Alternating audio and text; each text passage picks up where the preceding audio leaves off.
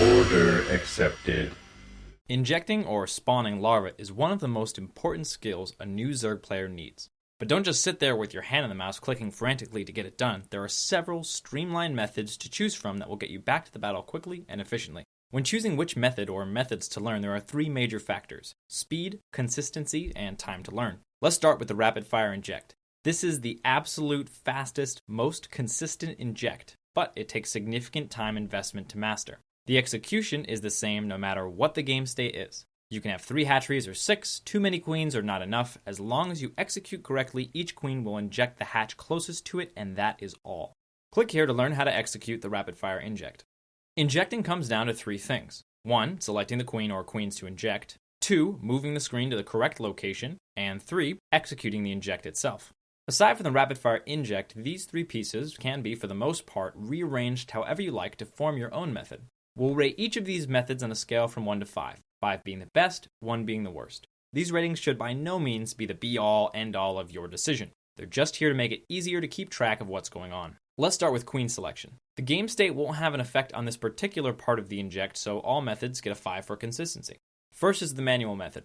Manually select the queen by making a box around it or by clicking on it. This is the slowest way to select queens. However, it is the easiest way to learn and has the unique advantage of using one less control group than all the other queen selection methods. Next up is all queens in one control group. This is most often paired with the shift execution method, but it doesn't have to be.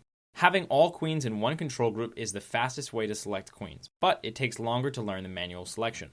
Last is multiple control groups. This is slower than one control group, but faster than manual selection. It takes the longest to learn as there are the most control groups involved that must be memorized. Next up, we have screen movement. The base camera is a special hotkey that automatically centers the screen on a hatchery. Pressing it again moves to the next hatchery built, and the next hatchery built, and the next hatchery built, until it repeats from the beginning after reaching the most recently built hatchery. Using this to inject is very fast and relatively easy to learn, but it depends not only on the hatchery being present, but the right amount of hatcheries to be on the field. If there are too many hatcheries, time will be wasted cycling through the wrong hatcheries to get to the right ones.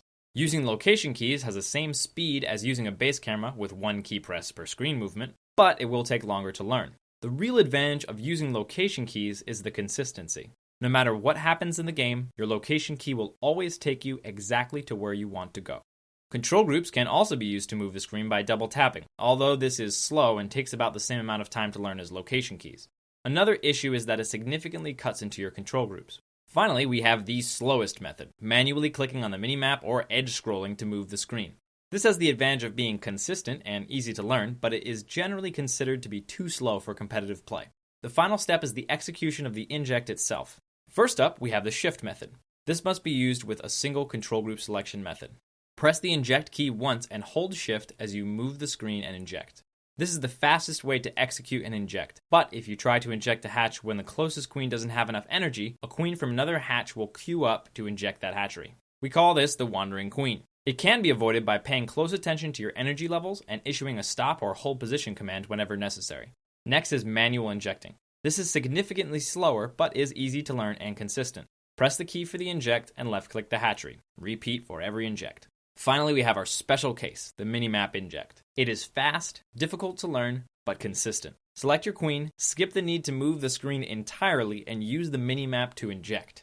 Now that you have all the information you need, there are a few quick tips on how to use it. Do not simply add up all the factors and take the best score. The purpose of having 3 scores is so you can prioritize what's important to you. Do you want a fast inject? Do you want a consistent inject? Or do you just want something that will be easy to learn? Pick your inject method based on what is most important to you. It's also worth noting that some high-level players, like TLO, will do different inject methods based on what is happening in the game. This is something to consider if you're already a veteran Zerg, and something to avoid if you're a newer Zerg. My name is Jack Attack, and as always, thanks for watching. If you have an idea for a video you would like us to do, please leave it with any questions, comments, criticisms, concerns, or anything beginning with letter C in the comments section below, and we'll see you again soon.